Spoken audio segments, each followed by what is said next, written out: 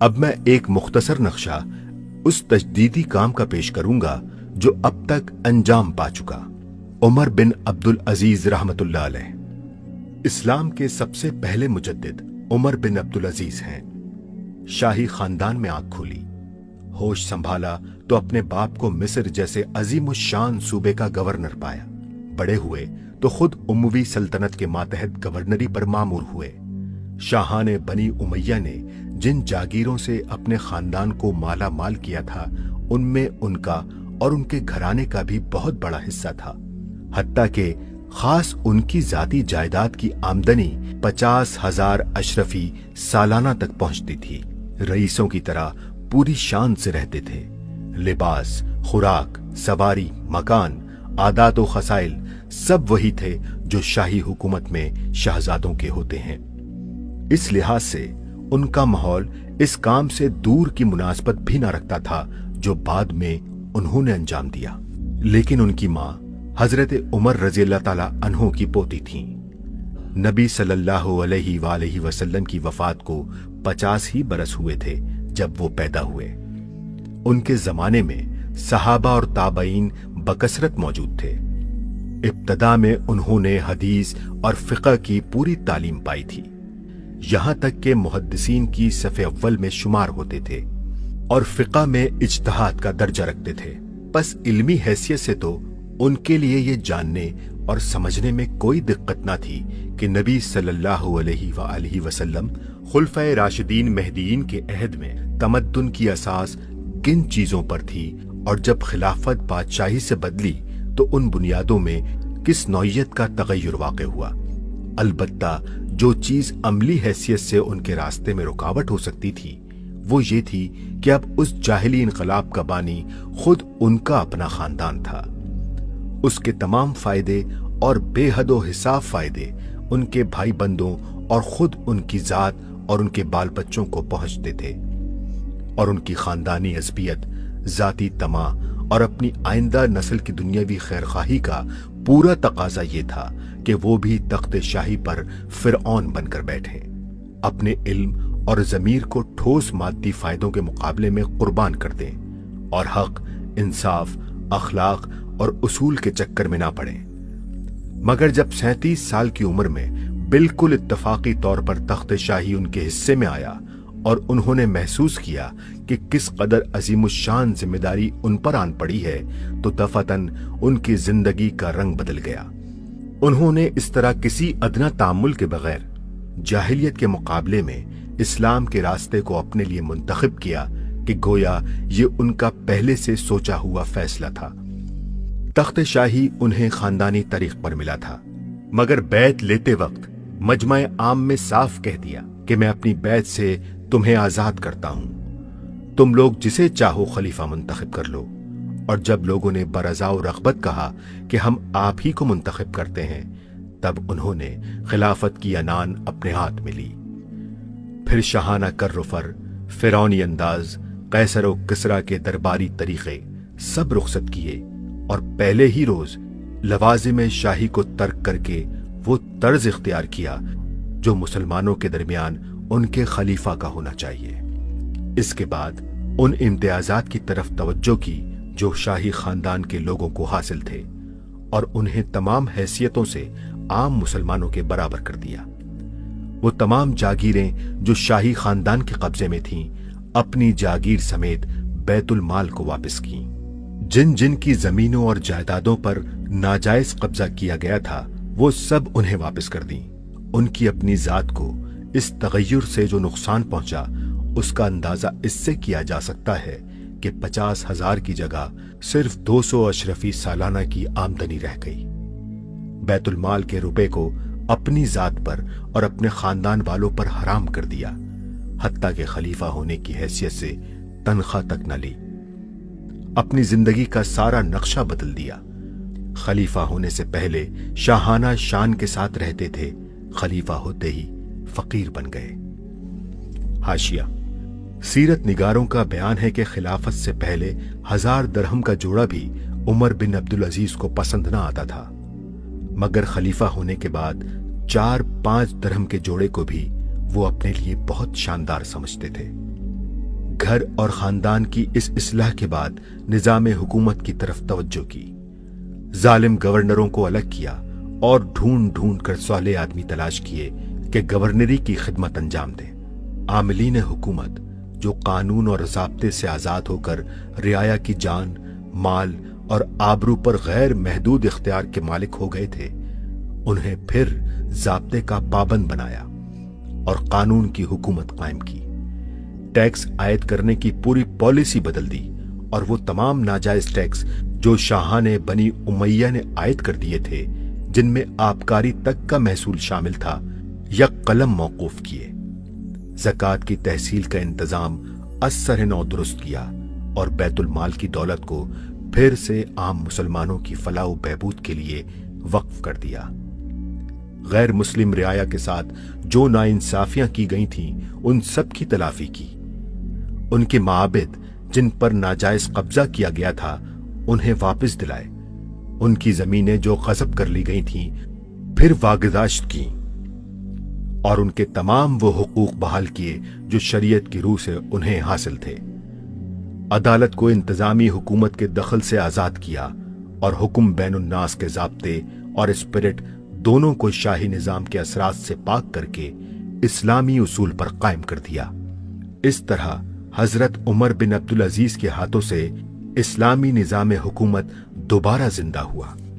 پھر انہوں نے سیاسی اقتدار سے کام لے کر لوگوں کی ذہنی، اخلاقی اور معاشرتی زندگیوں سے جاہلیت کے ان اثرات کو نکالنا شروع کیا جو نصف صدی کی جاہلی حکومت کے سبب سے اجتماعی زندگی میں پھیل گئے تھے۔ فاسد عقیدوں کی اشاعت کو روکا، عوام کی تعلیم کا وسیع پیمانے پر انتظام کیا، قرآن، حدیث اور فقہ کے علوم کی طرف اہل دماغ طبقوں کی توجہات کو دوبارہ منعطف کیا اور ایک ایسی علمی تحریک پیدا کر دی جس کے اثر سے اسلام کو ابو حنیفہ، مالک، شافعی اور احمد بن حنبل رحمہم اللہ جیسے مجتہدین میسر آئے۔ اتباع شریعت کی روح کو تازہ کیا، شراب نوشی، تصویر کشی اور عیش و تنام کی بیماریاں جو شاہی نظام کی بدولت پیدا ہو چکی تھیں، ان کا انسداد کیا اور فی الجملہ وہ مقصد پورا کیا جس کے لیے اسلام اپنی حکومت قائم کرنا چاہتا ہے، یعنی الذين إن مكناهم في الأرض أقاموا الصلاة وآتوا الزكاة وأمروا بالمعروف ونهوا عن المنكر۔ سورہ حج۔ بہت ہی قلیل مدت میں اس انقلاب حکومت کے اثرات عوام کی زندگی پر اور بین الاقوامی حالات پر مترتب ہونا شروع ہو گئے۔ ایک راوی کہتا ہے کہ ولید کے زمانے میں لوگ جب آپس میں بیٹھتے تو امارات اور باغوں کے متعلق گفتگو کرتے۔ سلیمان عبد الملک کا زمانہ آیا تو عوام کا مذاق شہوانیت کی طرف متوجہ ہوا، مگر عمر بن عبدالعزیز حکمراں ہوئے تو حالت یہ تھی کہ جہاں 4 آدمی جمع ہوتے، نماز، روزہ اور قرآن کا ذکر چھڑ جاتا تھا۔ غیر مسلم رعایا پر اس حکومت کا اتنا اثر ہوا کہ 1000 در 1000 آدمی اس مختصر سی مدت میں مسلمان ہو گئے، اور جزیے کی آمدنی دفعتاً اتنی گھٹ گئی کہ سلطنت کے مالیات اس سے متاثر ہونے لگے۔ مملکت اسلامی کے اطراف میں جو غیر مسلم ریاستیں موجود تھیں، عمر بن عبدالعزیز نے انہیں اسلام کی طرف دعوت دی اور ان میں سے متعدد ریاستوں نے اس دین کو قبول کر لیا۔ اسلامی حکومت کی سب سے بڑی حریف سلطنت اس وقت روم کی سلطنت تھی، جس کے ساتھ 1 صدی سے لڑائیوں کا سلسلہ جاری تھا، اور اس وقت بھی سیاسی کشمکش چل رہی تھی۔ مگر عمر بن عبدالعزیز کا جو اخلاقی اثر روم پر قائم ہوا، اس کا اندازہ ان الفاظ سے کیا جا سکتا ہے جو ان کے انتقال کی خبر سن کر خود قیصر روم نے کہے تھے۔ اس نے کہا کہ اگر کوئی راہب دنیا چھوڑ کر اپنے دروازے بند کر لے اور عبادت میں مشغول ہو جائے تو مجھے اس پر کوئی حیرت نہیں ہوتی، مگر مجھے حیرت ہے تو اس شخص پر جس کے قدموں کے نیچے دنیا تھی اور پھر اسے ٹھکرا کر اس نے فقیرانہ زندگی بسر کی۔ اسلام کے مجدد اول کو صرف 2.5 سال کام کرنے کا موقع ملا، اور اس مختصر سی مدت میں اس نے یہ انقلاب عظیم برپا کر کے دکھا دیا۔ مگر بنی امیہ سب کے سب اس بندہ خدا کے دشمن ہو گئے۔ اسلام کی زندگی میں उनकी मौत थी। वो इस तजदीद के काम को किस तरह बर्दाश्त कर सकते थे। आखिरकार उन्होंने साजिश करके उसे जहर दे दिया और सिर्फ 39 साल की उम्र में यह खादिम दीन व मिल्लत दुनिया से रुखसत हो गया। जिस कार्य तजदीद को उसने शुरू किया था, उसकी तकमील में अब सिर्फ इतनी कसर बाकी रह गई थी कि खानदानी हुकूमत को खत्म करके इंतखाबी खिलाफत का सिलसिला फिर से कायम कर दिया जाता। ये इस्लाह उसके पेशे नजर थी और उसने अपने इंदिये का इजहार भी कर दिया था, मगर उमवी इख्तिदार की जड़ों को इज्तमाई जिंदगी से उखाड़ना और आम मुसलमानों की अखलाकी और जहनी हालत को खिलाफत का बार संभालने के लिए तैयार करना आसान काम ना था कि 2.5 बरस के अंदर अंजाम पा सकता। अब आइए, ये जो मुजद्दिदीन का तस्वुर मैंने पेश किया है, इस सिलसिले मुजद्दिदीन की पहली कड़ी है हजरत उमर बिन अब्दुल अजीज रहमतुल्लाह अलैह, जिन्हें हमारे यहां 5वां खलीफा राशिद भी कहा जाता है। विलादत सन 61 हिजरी की है, इंतकाल ठीक 40 बरस की उम्र में 101 हिजरी में हो गया। खिलाफत सिर्फ 2 साल हजरत अबू बकर की तरह, सन 99 हिजरी से 101 हिजरी है। खुद ये मरवान बिन हकम के पोते थे। बनु उमैया के जो खलफा हैं उनकी 2 शाखें हैं। उमैया के 2 बेटों से जो शाखें चली हैं, एक हर्ब से चली है, उसमें अबू सुफियान थे लेकिन वो खलीफा नहीं थे, लेकिन अमीर मुआविया, फिर यजीद का बेटा था मुआविया सानी। दूसरी शाख जो थी वो मरवान इब्न हकम से चली है और उसमें है असल में जो 10 खुलफा आए हैं बनु उमैया के। ये मरवान बिन हकम के पोते थे, लेकिन इनकी वालिदा हजरत उमर की पोती थी। ये जो इम्तिजाज हुआ है, ये जो हजरत उमर फारूक रजी अल्लाह ताला अन्हु का खून इनकी रगों में पहुंचा है। अब वो बड़ा मशहूर वाकया है, दिलचस्प वाकया है कि हजरत उमर एक रोज अपनी रात की गश्त पर थे, जो आप खबरगिरी के लिए रात को सफर करते थे शहर के अंदर। तो आपने देखा small hours of the morning, सुबह का फजर से कुछ वक्त पहले का वक्त होगा, एक घर में से आवाज आ रही है माँ बेटी की गुफ्तगू की। माँ ने कहा बेटी बकरियों का दूध निकाल लिया, दोह लिया? कि हाँ अम्मी। अच्छा इसमें कुछ पानी मिला दो। मैंने कहा अम्मी आपने सुना नहीं, खलीफा ने मनादी कराई थी कि दूध में पानी मिलाना गलत है, हरगिज कोई पानी ना मिलाया जाए। माँ ने कहा तो बेटी खलीफा यहां कोई मौजूद है, कोई देख रहा है, पानी मिला दो। बेटे ने कहा कि अम्मी खलीफा नहीं है, अल्लाह तो मौजूद है, अल्लाह तो देख रहा है। हजरत उमर ने वो बात सुन ली, उस घर को आपने ताक लिया और जाके अपने बेटे आसिम से कहा कि वहां रिश्ता कर लो। वो है लड़की फिर जिसके नस्ल से ये हजरत उमर बिन अब्दुल अजीज ये पैदा हुआ। तो ये दर हकीकत पोती है हजरत उमर फारूक की, इनकी वालदा उम्मे आसिम, और ये खुद पोते थे मरवान बिन हकम के। और जो 8वां खलीफा था बनु उमैया का सुलेमान, उसकी वसीयत के मुताबिक ये खिलाफत इनको मिली थी। अब आप जरा ये सोचिए, जायजा जो हमें आज लेना है, उस वक्त तक दीन के ऊपर कौन से गर्दो गुबार आए थे कि जिनको हजरत उमर बिन अब्दुल अजीज ने साफ किया। अभी 100 बरस भी नहीं हुए हुजूर के इंतकाल को, अभी ये 90 बरस हो गए होंगे या 80-85 बरस हो गए। अकाइद में कोई टेढ़ नहीं आया, अभी कोई यूनान का फलसफा नहीं आया, अभी कहीं कोई मंतिक नहीं आई, कुछ नहीं आई। अकाइद सीधे सादा जो अरबों के थे वो है। आमाल में भी कोई तब्दीली नहीं आई, मुसलमानों के आमाल अखलाक तकरीबन वही है। कुछ कमी हो गई, कुछ दुनिया की तरफ ज्यादा रग़बत हो गई होगी, माल और दौलत दुनिया से ज्यादा दिलचस्पी हो गई होगी बस, लेकिन दीनी एतबार से कोई फसाद, कोई खराबी कोई नहीं थी। खराबी कहां आई थी? निजाम हुकूमत में खराबी आई थी। फर्क कहां आया?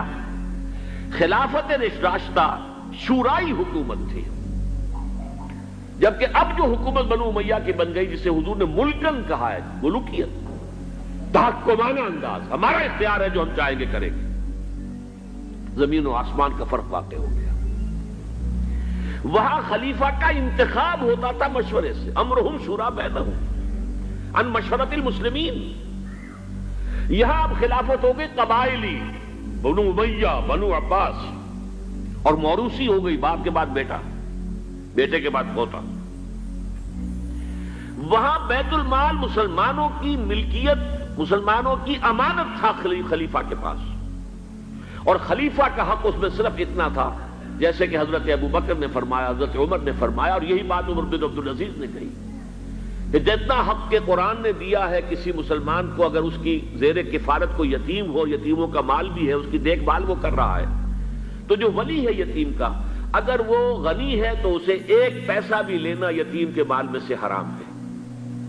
لیکن اگر وہ خود محتاج ہے تو وہ ضرورت کے مطابق اس سے لے سکتا ہے. جتنا کچھ بھی ایک یتیم کا ولی یتیم کے مال میں سے لے سکتا ہے، اس سے زیادہ خلیفہ کے لیے بیت المال سے لینا جائز نہیں.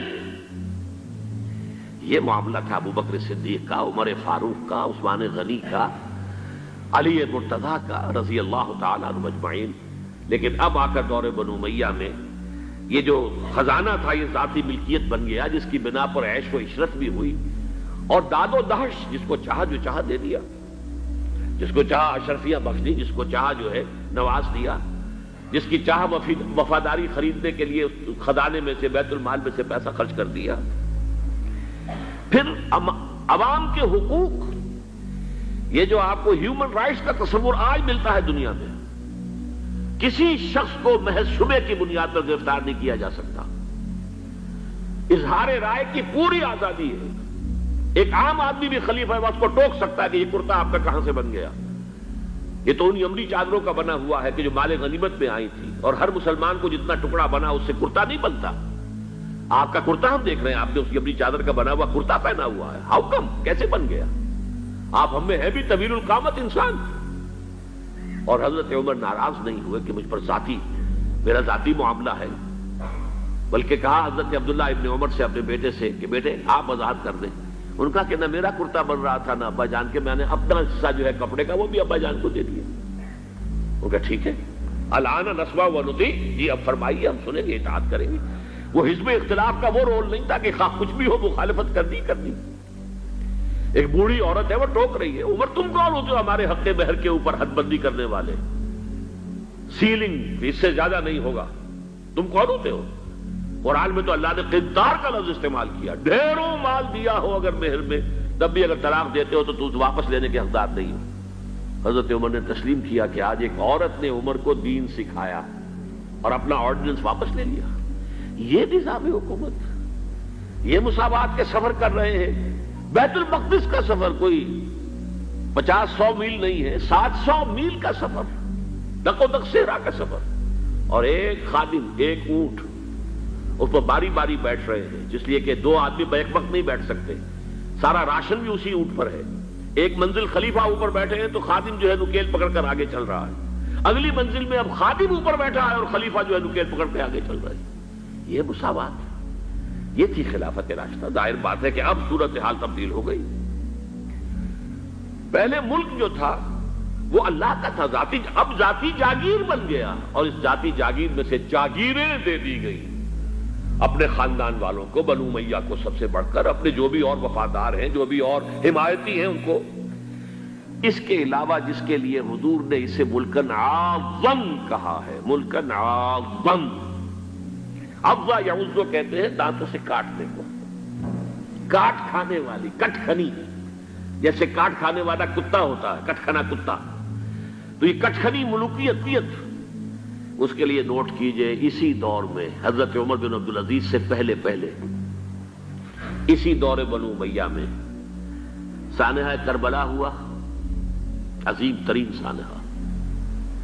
پھر واقعہ حرہ ہوا، 3 دن تک مدینے کو حلال کر دیا گیا فوجیوں کے لیے، جس طرح چاہو لوٹو، جس طرح چاہو عصمت دری کرو، جو چاہو کرو، مال عزت سب تمہارے جائز.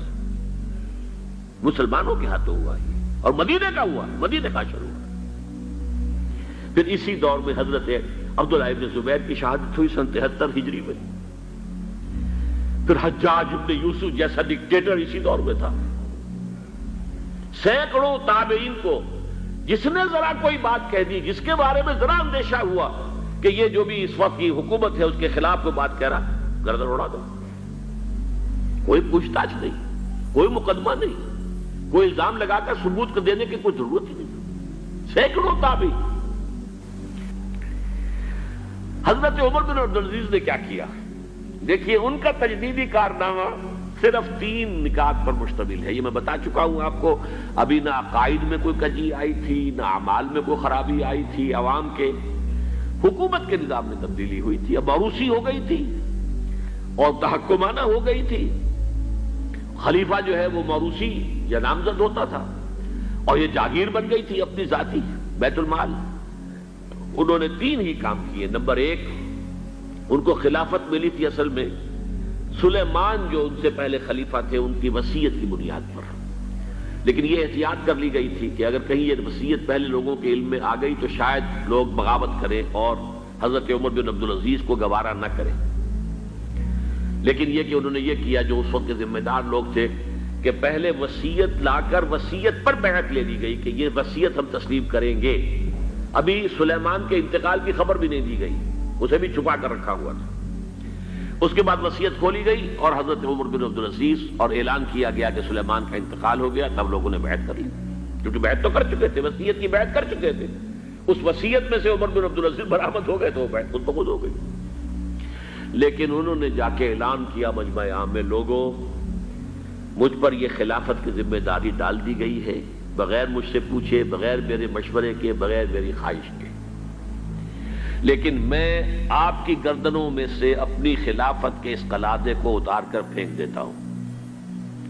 آپ جسے چاہیں اپنی آزاد مرضی سے مشورے سے خلیفہ بنا دیں۔ یہ پہلی اصلاح تھی، موروثیت ختم، نامزدگی ختم۔ اب اگر چاہتے ہیں آپ، اگر لوگوں کی رائے ہے ان کا مشورہ تو ٹھیک ہے۔ سب نے کہا بیک زبان ہم آپ پر راضی ہیں، ہم آپ ہی کو خلیفہ بنانا چاہتے ہیں۔ پہلی اصلاح تو یہ ہوگی۔ دوسرا کام یہ کیا، جتنی جاگیروں کے ڈاکومنٹس تھے، دستاویزات، وہ سب طلب کیے۔ خود اپنے گھر سے اپنی بیوی کے سارے زیورات، عبد الملک بن مروان کی بیٹی سارے زیورات بیت المال میں داخل کرتی۔ اپنی جاگیر سب سے پہلے اپنی جاگیر کو ختم کیا۔ اس زمانے میں شیڈر تو تھے نہیں، مشین تو تھی نہیں، مسجد میں بیٹھے ہوئے تھے حضرت عمر بن عبدالعزیز، اور وہ ایک وثیقہ لایا جاتا تھا اور وہ قینچی سے کاٹ کاٹ کے پھینک رہے تھے۔ بڑا طوفان مچ گیا بنو امیہ کے لوگوں کے اندر، یہ کیا ہو رہا ہے؟ ایک وفد بھی آیا کہ دیکھیے آپ اپنے سے پہلے لوگ جو کچھ انہوں نے کیا تھا، آپ اب جو چاہیں آپ کریں، لیکن پہلے جن لوگوں نے جو کچھ کیا ہے اس کی نفی تو نہ کیجیے۔ حضرت عمر بن عبدالعزیز پوچھتے ہیں دیکھو اگر تمہارے پاس ایک فرمان ہو امیر معاویہ کا اور ایک ہو ان کے بعد کسی چوتھے پانچویں پشت کے اندر آنے والے کا، تو کس کے فرمان کو زیادہ اہمیت ہوگی؟ سب نے کہا امیر معاویہ کے فرمان کی زیادہ اہمیت ہوگی۔ تو فرمایا پھر میرے پاس فرمان جو ہے وہ امیر معاویہ سے بھی بہت پہلے کا ہے، میرے پاس اللہ کی کتاب ہے، قرآن ہے، میں اس کی منہ سے طے کر رہا ہوں، لہذا ہو جائے کم وقت میں، کوئی ناراض ہوتا تو ہو۔ ساری جاگیریں ختم کر دی۔ نمبر 3، واقعہ یہ ہے کہ خود اپنی زندگی کے اندر جو عسرت اور جو تنگ دستی اور جو سادگی اختیار کی ہے، میں سمجھتا ہوں غالباً اس میں وہ حضرت ابوبکر حضرت عمر کو بھی مات دے گئے ہیں رضی اللہ تعالیٰ عنہ۔ حالانکہ بڑے ہی ایک تو حسین اور جمیل انسان تھے، خوش شکل، خوش لباس، شہزادے تھے، گورنر بھی رہے تھے، پھر ان کے والد جو ہے طویل عرصے تک مصر کے گورنر تھے، وہاں ان کی پرورش ہوئی تھی گورنر کے بیٹے کی حیثیت سے، اعلیٰ لباس پہنتے تھے، خوشبو کے اندر اس طریقے سے بسا ہوا کہ جہاں سے گزر گئے ہیں پورا راستہ معطر ہو جاتا تھا۔ لیکن اب اچانک جو آیا ہے، جیسے ہی یہ بیعت ہوئی ہے خلافت کی، ان کی اہلیہ کہتی ہیں، حضرت فاطمہ ان کا نام تھا، کہ آ کر بیٹھ کر اور مسلے پر رونا شروع کر دیا۔ میں نے پوچھا کیوں، کیا ہوا؟ کہ یہ جو بوجھ مجھ پر آن پڑا ہے، یہ ذمہ داری ہے۔ رونا شروع کیا، اور اس کے بعد واقعہ یہ ہے کہ انہوں نے ذاتی زندگی میں کپڑا صرف ایک جوڑا، 2 بھی نہیں، جمعے کے لیے بھی اس کے دھو کر سوکھنے کے لیے انتظار کرنا پڑتا تھا، تب جا کر پہن کر اس کو جمعے میں جاتے تھے۔ ایک دفعہ آئے ہیں اپنی بچیوں سے گفتگو کر رہے تھے، تو بچیوں کو دیکھا عجیب حال ہے کہ وہ جو بھی بات کرتی ہیں پھر اپنے منہ پر ہاتھ بھی رکھ لیتی ہیں۔ پوچھا کیا سبب ہے؟ کہنے لگی آج ہم نے صرف پیاز سے روٹی کھائی ہے، ہمارے منہ سے بدبو آ رہی ہوگی، ہم نہیں چاہتی کہ آپ کو اس بدبو سے تکلیف پہنچے. حضرت عمر رونے لگے، لیکن کہا انہوں نے کہ میری بیٹیوں، کیا تم یہ پسند کرو گی کہ تمہیں دنیا کی نعمتیں ملے اور عیش ہو اور تمہارا باپ جہنم میں جائے؟ ان بچیوں نے پھر رونا شروع کر دیا. سارے زیورات ختم، اپنی جاگیر ختم. وہ آپ نے پڑھے ہوں گے واقعات کہ اگر چراغ بھی ہے رات کو، سرکاری کام کر رہے ہیں تو وہ جو بیت المال کے تیل سے جو جلنے والا چراغ ہے وہ روشن ہے. خادم نے آ کر کوئی گھریلو بات کرنی چاہیے تو کہا پہلے چراغ گل کر دو پھر بات کرو. ذاتی بات ہو رہی ہو تو سرکاری جو تیل کا چراغ ہے وہ نہیں جلے گا. میں یہ سمجھتا ہوں، میں علی وجہ البصیرت کہہ رہا ہوں کہ میرے نزدیک تو اس قدر شاید باریک بینی کی باتیں جو ہیں میرے علم میں نہیں ہے کہ حضرت ابو بکر اور حضرت عمر. اور پھر یہ کہ وہاں کوئی ایسا کنٹراسٹ، سائملٹینیس کنٹراسٹ نہیں تھا، اس لیے کہ حضور کے ساتھ جد و جہد کرتے ہوئے ان کی زندگیوں میں پہلے بھی فقر اور ساری اختیاری فقر کی کیفیات تھیں. یہاں تو اچانک ہوا ہے کہ اس سے پہلے ایک بہت خوش باش، خوش لباس، خوش شکل، بہت ہی ہر طرح کے ناز و نعم کے اندر پلا ہوا انسان، شہزادہ، اچانک بوجھ آیا ہے تو زندگی کے اندر انقلاب آ گیا. یہ ہے خلیفہ اول، خلیفہ خامس ان کو کہا جاتا ہے، خلافت راشدہ میں شامل کیا جاتا ہے. اور یہ ہے سلسلہ تجدید خلافت کی پہلی کڑی، اور اس کو ہم کہیں گے یہ تجدید کامل تھی، کیونکہ ابھی خرابی آئی ہی صرف نظام حکومت میں تھی، اسی کو آپ نے درست کر دیا. یہ دوسری بات ہے کہ یہ ایک بہت شارٹ لیوڈ رہی ہے، بات آگے نہیں چلی ہے، ان کو زہر دے دیا گیا، اس لیے کہ یہ بات زیادہ قابل برداشت نہیں تھی بنو امیہ کے پورے خاندان کے لیے، قبیلے کے لیے. انہیں گمان غالب یہی ہے کہ زہر دے کر جو ہے انہیں شہید کیا گیا ہے. لیکن بہرحال یہ پہلی کڑی ہے عمر بن عبد العزیز رحمت اللہ علیہ. تو جدو یہ پھر حکومت گڑ پی گئی بن چاہیا، ہن بھی لوگ آندے آ فلاں پارٹی جت گئی، فلاں پر مبارک آندے نے، دستور جو ہے زمانے کا. حالانکہ مبارک پاک کیا کی جائے، اسلام دے نقطہ نظر جڑا میں کچھ حدیثاں تہاڈے سامنے پڑھوں، حضور نے ذہن ہی بدل کہ حکومت دا عہدہ کوئی اعزاز نہیں، نہ کوئی مرتبہ ہے، ایک بہت بڑا امتحان اور مصیبت ہے. یہ تسی پھنس گئے، تسی آزمائش مبتلا ہو گئے، تے کدی مبارک لینی، کدی شاباشاں لڑیاں، تسی یہ سمجھو اللہ دی عدالت جو کھڑے ہو گئے کہ اگر نہ پورا کر سکے اپنی گلاں نوں تہاڈی شامت آ جانی. کوئی مبارک نہیں سی لیندا تے نہ مبارک. حضرت عمر بن عبدالعزیز نوں لوگ پرانے رواج دے مطابق گئے، وہ اپنے حجرے بیٹھے دروازہ بند کر، جدوں ویکھیا تو بیٹھے روندے سی.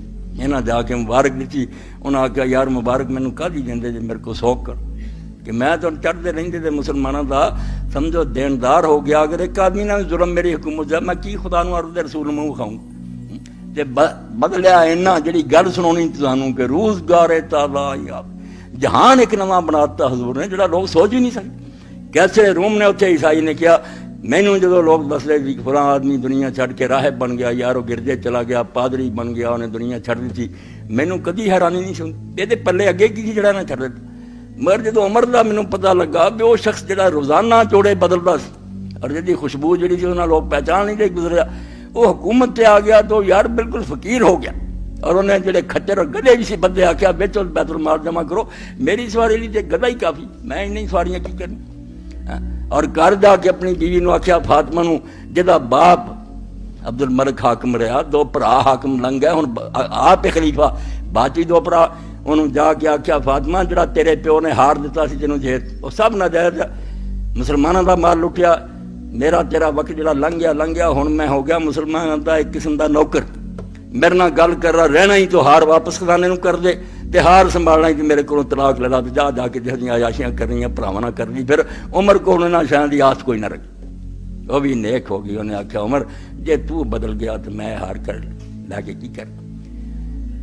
بالکل فقیر درویش. تو کیسر نے آخیا جڑے لوگ راہب بن جاتے دنیا چھڈ کے وہ کی سی انہوں دے پلے جڑا چھڈ گئے.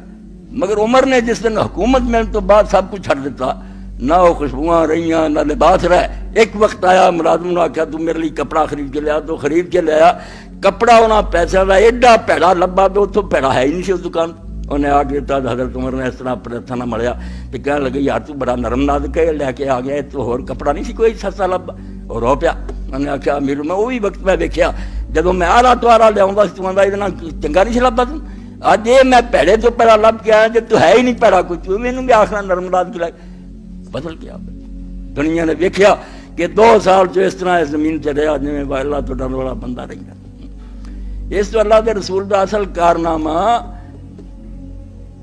پیغمبر خدا دا اصل ہے کہ آپ نے دین و دولت نو دنیا اور حکومت نو ایک تھاں کر